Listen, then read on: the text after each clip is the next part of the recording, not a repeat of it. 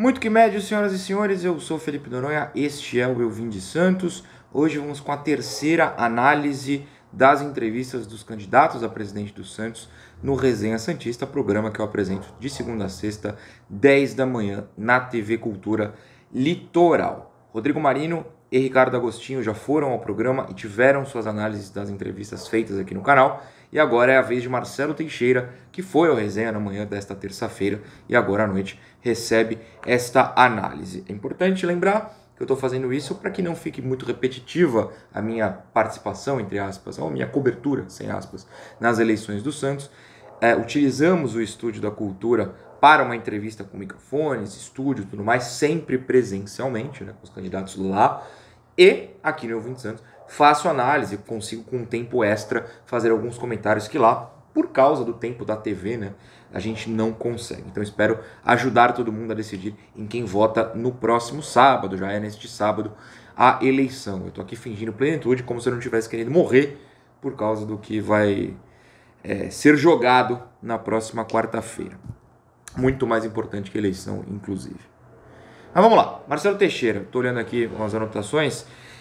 Acho que é importante neste caso a gente entender a estratégia do Marcelo, pelo menos foi o que ele me passou, não ele me falou, né, o que eu senti, foi a vibe que ele passou durante a entrevista.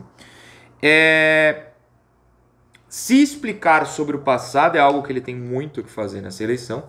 Óbvio que a gente bateu nessa tecla, eu, Eduardo Jardim e João Carlos Albuquerque.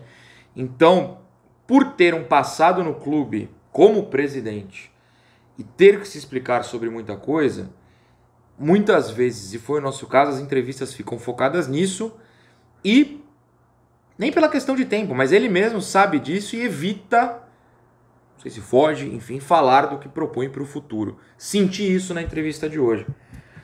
Mas é uma estratégia política, é um jogo político. Claramente, para mim, quando eu estou falando do Marcelo Teixeira, eu preciso falar por que ele é o mais famoso, conhecido, e o único que já teve o cargo de presidente do Santos. Ele precisa se defender, porque será atacado pelos outros quatro. Se é certo, se é errado, eu não estou julgando isso. É tática política, estratégia política. E ele sabe disso.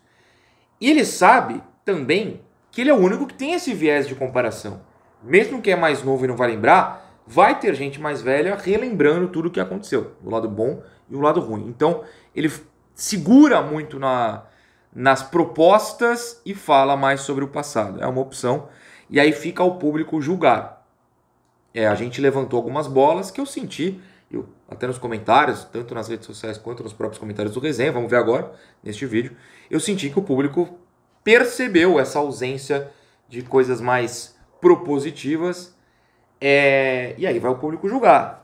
Ele falou disso, ele não falou daquilo. Se ele não... Ele, qualquer um, tá, dos candidatos. Se não falar de um certo assunto, e para vocês é assunto importante, você coloca no lado negativo na sua cédula de votação. Eu acho que a gente levanta para o candidato, todos os 5, aproveitar o tempo disponível para te convencer. Se ele faz uma opção de ausência de comentários sobre determinado assunto e este assunto é importante para você, é sua função julgar assim. Então, dito isso, vamos colocar o primeiro trecho.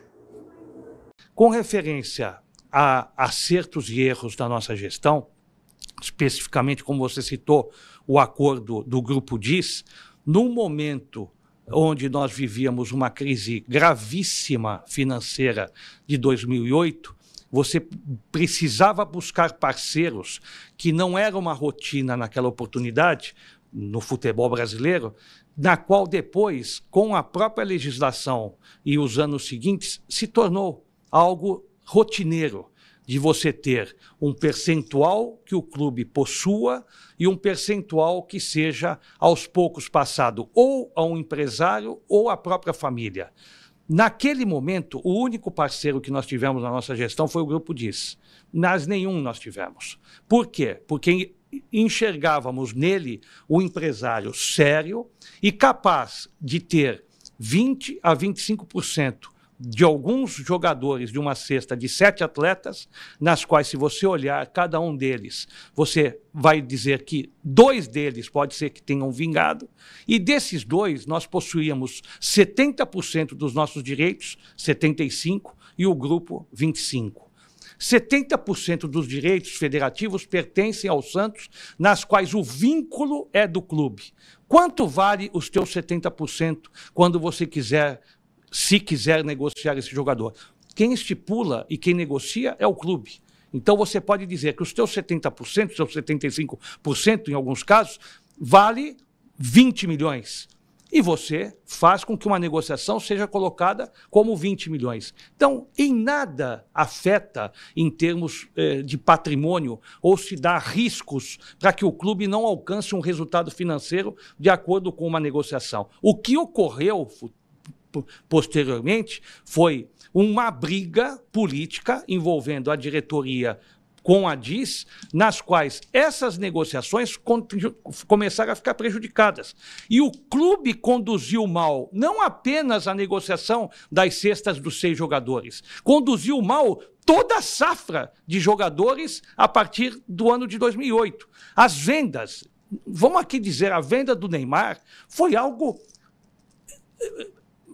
mas gravíssimo da nossa história. Então, são exemplos criados, fora outros, né? Felipe Anderson, Alan Patrick, Rafael, Danilo e Alexandro, vários daquelas safras, e, infelizmente, nós tivemos problemas em termos da negociação e daquilo que poderia ser revertido como benefício ao Santos Futebol Clube.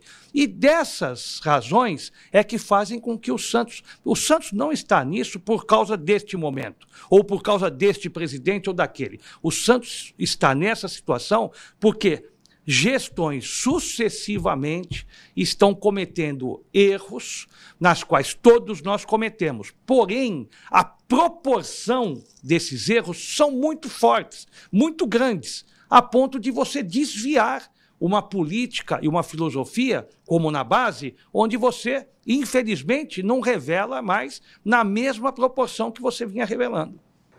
Para quem não sabe, por volta de 2007, 2008, enfim, o Santos vendeu porcentagens, partes dos direitos econômicos dos seus jogadores, vários jogadores, não todos, mas, por exemplo, incluindo Neymar e Ganso. A DIS é do Sonda, o Grupo Sonda. A DIS era o braço, ou é ainda, o braço esportivo do Grupo Sonda, enfim. Então, tenho até exemplos aqui. O Ganso, vejo uma matéria da ESPN de anos e anos atrás, que o Ganso chegou a ser vendido 55% para o Sonda e 45% ficou com o Santos. Inclusive, quando ele estava para sair do Santos, era essa porcentagem. O Neymar e o Santos tiveram que ir à justiça, ou foram à justiça graças a um processo do Sonda, por causa da porcentagem que a gestão do Marcelo tinha vendido do Neymar para o Sonda e que, segundo o próprio Sonda, a gestão Laor, que acaba vendendo o Neymar para o Barcelona, meio que ignora essa questão. Enfim, é bem complexo, eu não vou me meter nessa, pelo amor de Deus. Então, a questão sobre a DIS aí é muito importante para quem lembra e para quem quer entender, porque sempre causou polêmica essa opção do Marcelo em vender porcentagem de jogadores. Porque, por exemplo, eu vou inventar valores aqui. O jogador Noronhinho Gaúcho tem 50% dos seus direitos vendidos para o grupo, sei lá. O grupo, sei lá, fala o seguinte, ó, eu vou pagar 2 milhões no Noronhinho Gaúcho por 50%. E o Santos falava, beleza. Só que se você acha que vale mais, você recebe 2 milhões. E se você acha que 50%, por exemplo, eu vou vender o Noronhinho Gaúcho para o Real Madrid daqui a uns anos por 100 milhões. Como é que você vai vender os 50 por 2 milhões anteriormente? Porque na prática era meio que isso, né, a ideia. Você recebe um dinheiro no momento, na hora, se desafoga de algumas questões e depois lá na frente você tenta lucrar. Era meio que isso. No meu compreender do que o Marcelo falou, ele não se arrepende, não acha errado e até parece que faria de novo, caso de necessidade. Não sei se é o ideal. Agora, um ponto que muita gente me levantou nas conversas pós-entrevista e eu não tinha percebido, é que ele fala de fato que o Santos estava numa crise financeira profunda. O problema é que em 2008, nessa crise, ele era o presidente do clube há 8 anos. Isso eu não lembrei, não percebi na hora. Eu devia ter falado. Mas, enfim, falha minha. Mas o caso Dias era esse. Por isso que é importante, né? Todo mundo que está entrevistando o Marcelo pergunta sobre o caso Dias. E a minha impressão é que ele acha um método correto. Eu não estou julgando se é correto ou não. Quem está para ser vendido aí? O Marcos Leonardo. Tem porcentagem que é dele, da família, enfim. Porcentagens hoje são bastante divididas mesmo. Mas à época, a polêmica era essa. Porque vocês sabem, nós temos hoje no elenco 50 jogadores, um elenco inchado, um elenco com quantidade e baixa e muito pouca qualidade. Até nós não conseguimos falar em nome do Santos. Então, por mais que você crie, e até tivemos conhecimento também que o próprio departamento de futebol atual, ele tem tido consultas, feito também algumas as possibilidades visando o ano seguinte, mas existe um processo eleitoral. Até falei na hora que eu achei muito corajosa essa postura de criticar, né, parte do elenco, falar em baixa qualidade. Realmente, durante uma eleição, não é o comum. E, bem, tá aí, tá registrado publicamente que ele vai ter que tirar gente desse elenco. Porque se o elenco, em sua maioria, for o mesmo, quer dizer que ele assume que tem um time de má qualidade. Pelo menos em boa parte dele. E é verdade, o Santos é bem ruim. Fazer o quê? Agora, um trecho realmente importante para mim aí dessa colocação feita agora é que ele fala que tem gente da atual diretoria negociando. E se você assistiu o programa inteiro lá no Resenha Santista, ele continua falando até do Galo fazer esse trabalho. Então, diferentemente do Marinho e do Agostinho, o Marcelo sabe, ou quer dizer, o Marcelo comentou sobre jogadores e sabe que essa é uma realidade. Então, tem jogadores negociando com o Santos no momento? Mesmo com uma diretoria que vai sair daqui 4 dias, 5 dias? Curioso. Primeiro, é um equacionamento daquilo que existe de prático.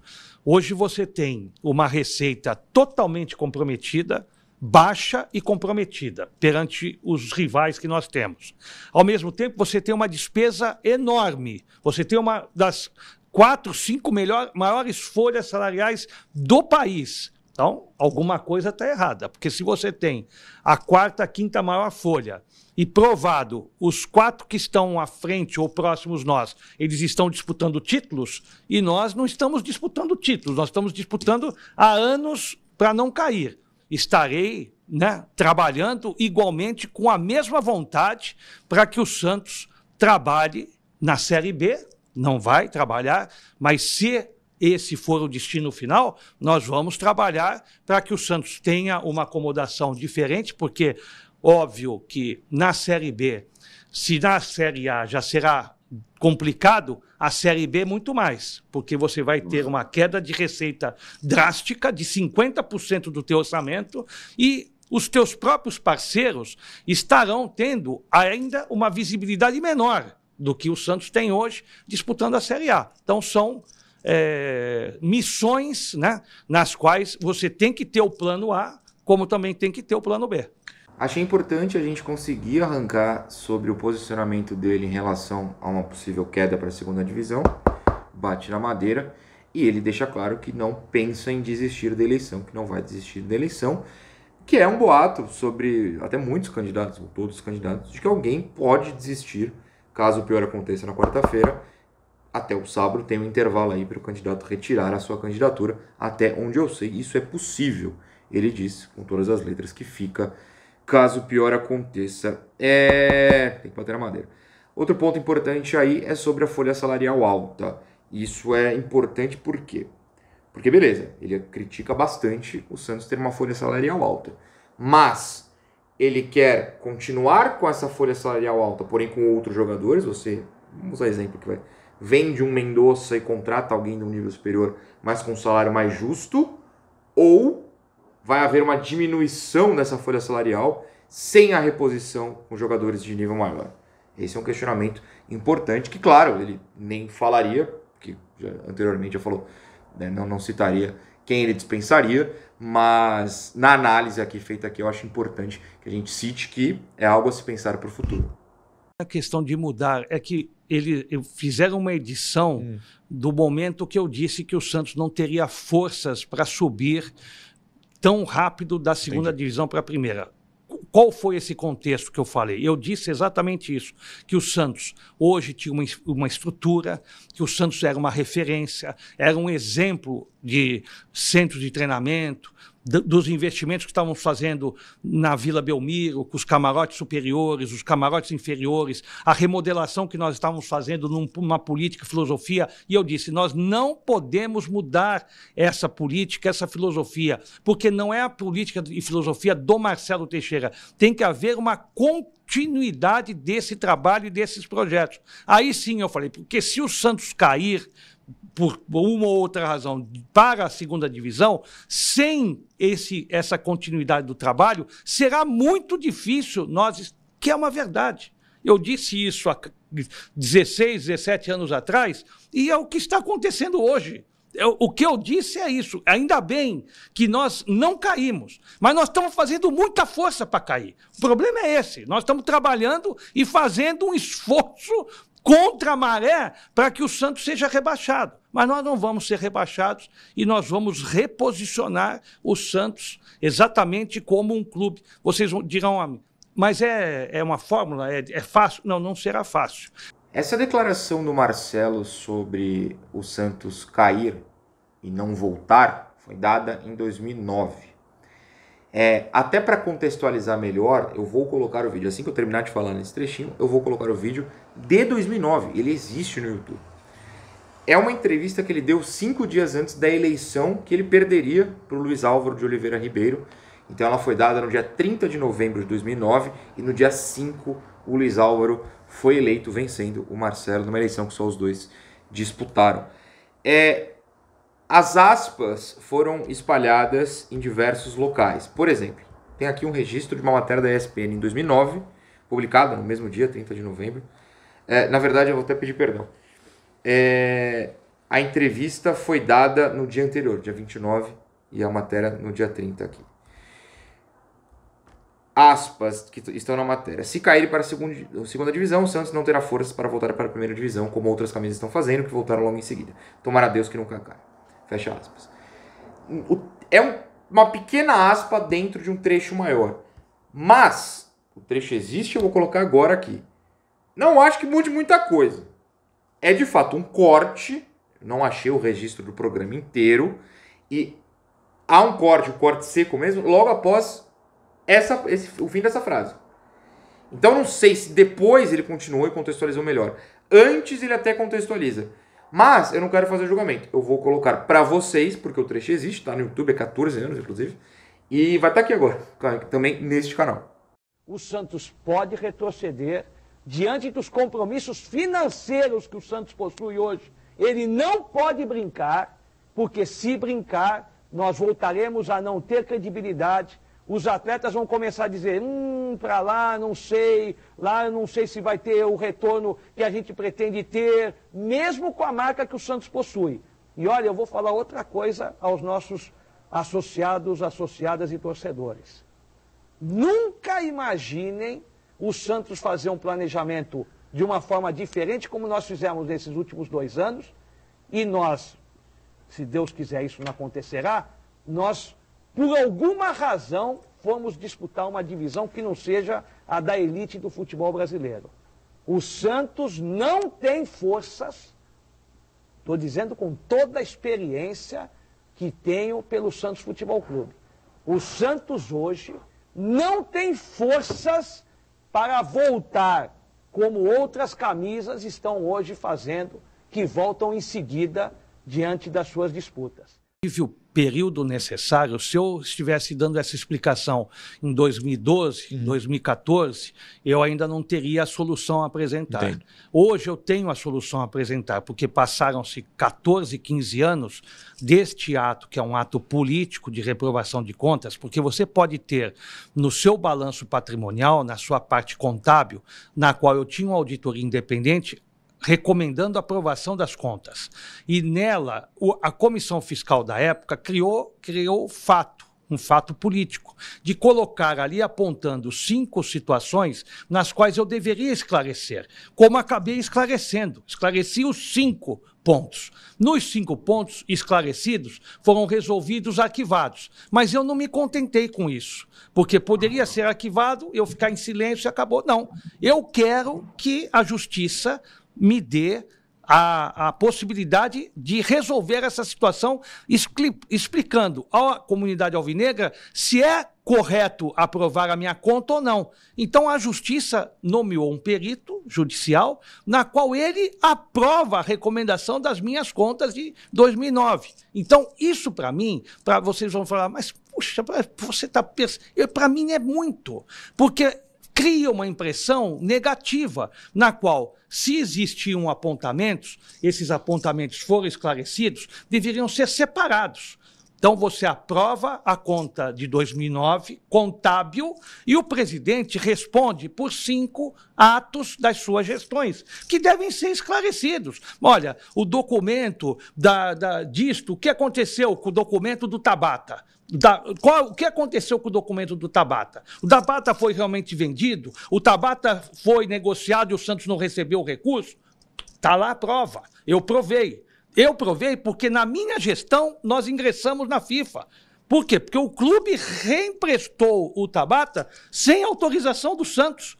E o Santos, meses depois, ao ingressar na Justiça, recebeu todo o valor correspondente àquilo. Isso eu digo um exemplo prático, na qual se criou uma cortina de fumaça, para quê? Para atingir a imagem do Marcelo Teixeira. Então, eu acho que, diante disso, passados esses anos, eu, na minha coletiva, acho que você estava... Não sei se você está... Semana passada, sim. Eu mostrei os documentos todos comprovando exatamente o que estou dizendo a respeito da aprovação das contas de uma maneira contábil.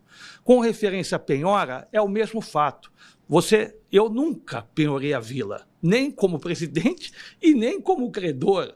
Não existe, é uma coisa absurda. Não é criada. Uma escolha. A Justiça fala, escolhe uma coisa, não é apontado. E não é nem escolhe, porque a Justiça não põe para você escolher. Tá até falando em termos mais leigos para o pessoal entender. Não, então, quem oferece o bem é exatamente o clube. Tá. Quando o clube disse assim, de uma forma proposital, eu ofereço a Vila Belmiro. Eu não quero a Vila Belmiro. Não aceito, eu rejeito a Vila Belmiro, mesmo independente do que seja. Eu não aceito, está documentado isso. E aí se cria exatamente isso. O Marcelo penhorou a Vila Belmiro. Nunca penhoraria a Vila Belmiro, em hipótese alguma. Nenhum momento penhoraria a Vila Belmiro.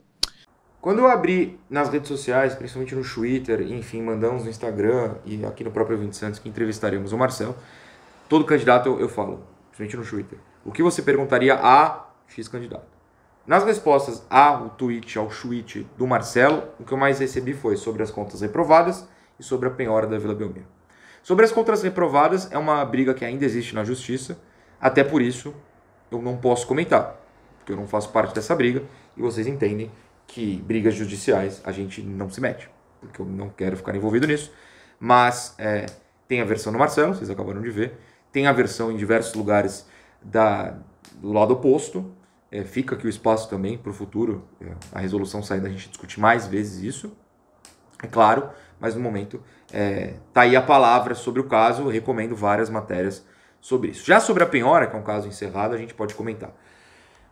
Em 2010, o Santos recebeu, eu vou ler uma matéria, a matéria do Correio do Estado, o jornal Correio do Estado. A matéria é assim, Santos tem a Vila Belmiro penhorada por ação de ex-presidente Marcelo Teixeira. O Santos recebeu uma notificação judicial terça-feira, em outubro daquele ano de 2010, no qual o clube foi informado que a Vila Belmiro foi penhorada devido a uma dívida contraída pelo Peixe com seu ex-presidente Marcelo Teixeira. O antigo mandatário santista cobra, através do Colégio Santa Cecília, ele é dono de diversos empreendimentos Santa Cecília aqui na cidade de Santos, incluindo, por exemplo, a universidade, de propriedade de sua família, 17 milhões de reais, lembrando que isso é um valor à época, se corrigir para hoje, sabe Deus quanto é que dá, devido ao empréstimo feito pela instituição educacional ao Alvinegro Praiano, que é meio que o dinheiro que ele comandava, colocou no clube. A ação movida por Teixeira, aberta no final de maio de 2010, visa recuperar o empréstimo feito pelo Santos junto ao Banco Safra, o qual ele foi avalista e com o não pagamento da dívida pelo clube, teve valor descontado de sua conta pessoal. Tá aí a situação que eu acabei de falar. Segundo Teixeira, foi proposto que outros imóveis de propriedade do Peixe, casos do CT Pelé e Meninos da Vila, fossem dados como garantia do pagamento da dívida, porém a opção pela Vila Belmiro teria sido uma escolha da própria cúpula alvinegra. Esse caso foi ser encerrado em novembro de 2011. Pelo menos foi suspenso no primeiro momento. Mas nesse intervalo de outubro de 2010 a novembro de 2011, ou seja, um ano e pouco, todo mundo se pronunciou. No dia 14 de novembro de 2011, o Teixeira deu uma entrevista e publicou em seu blog pessoal, as pessoas tinham um blog nessa época, sobre o caso. E ele falou o seguinte. Aliás, ele falou o seguinte, não, deixa eu ler esse trecho da matéria da ESPN antes. O assunto voltou à tona depois que a vila foi considerada objeto de leilão no site do canal judicial. De acordo com o site, o leilão ocorreria entre o dia 29 de novembro e 2 de dezembro. O valor mínimo seria de 106 milhões de reais. Isso não aconteceu. Aí, ó. Em entrevista à rádio Estadão ESPN, Marcelo Teixeira afirmou que foi a atual diretoria do Santos, atual em 2011, quem ofereceu a Vila Belmiro como objeto de penhora. Vocês podem perceber no trecho que eu acabei de colocar que eu pergunto isso. E ele fala que sim, foi a diretoria e não a justiça. Eu realmente não tenho esse conhecimento judicial, mas como o caso está encerrado, eu só estou comentando. E diz que já existe acordo com o clube para acertar a dívida. Ou seja, um ano e pouco depois ele entrou em acordo com o clube para acertar a dívida. E falou o seguinte: não queremos nenhum bem do clube, não queremos a Vila Belmiro. Quem ofereceu o bem à penhora foi o Santos. Ou seja, a diretoria da época, é importante sempre pontuar isso. Pedimos a suspensão junto à justiça para que pudéssemos ter esse entendimento e não ter esse risco para o nosso estádio. De fato, a Vila Belmiro está aí até hoje, é do Santos, não foi penhorada. Agora, nessa matéria do Correio do Estado, fala que ele citou ou pediu, deu a opção, não sei, outros bens, como o CT Repelé. O CT, por exemplo, é da União, né, o terreno, então é meio complicado. O que não é legal. Então, de fato, é um caso nebuloso, que tem que se ter muito cuidado para comentar, e do meu lado eu dou a palavra a quem pode falar. O lado oposto também tem o convite automático. Claro, quem está vivo daquela época, por exemplo, o Lauro, claro, não está mais aqui, mas quem puder se sentir, né, representado, a gente vê, capacitado, perdão, a gente vê essa capacidade e dá a voz, porque é um caso muito complicado. Mas nossa função na entrevista era questionar sobre isso, e essa foi a resposta. Até leio a nota da época. O ex-presidente Marcelo Teixeira lamenta que a situação tenha chegado a isso e esclarece que a penhora da Vila é notícia velha, pois essa decisão judicial ocorreu há meses. Quem indicou a Vila Belmiro à penhora foram os atuais dirigentes do clube, decisão que foi acatada pela justiça e pode ser revertida assim que houver aceito entre as partes. Foi revertida. Em seus 10 anos... ele fala dele mesmo e tal. Esclarece ainda que esteve sempre aberto ao diálogo, entende o valor histórico da Vila e que o estádio representa como patrimônio para o esporte brasileiro. No momento estão ocorrendo conversações e informa que diante desses possíveis entendimentos estão suspensas essas decisões. A SAF, você tocou num ponto importantíssimo, João, porque eu acho que a SAF, o clube empresa, é um caminho, é uma opção, mas com valores hoje que alguns clubes aceitaram no futebol brasileiro, são valores irrisórios, insignificantes. Num bom trabalho na base, um atleta bem trabalhado, com qualidade, com excelência, você consegue negociar no mercado internacional quase que pelos valores que foram adquiridos através desses clubes que optaram. Então é um absurdo. No meu modo de ver, é um absurdo. Acho que o Santos precisa de uma gestão.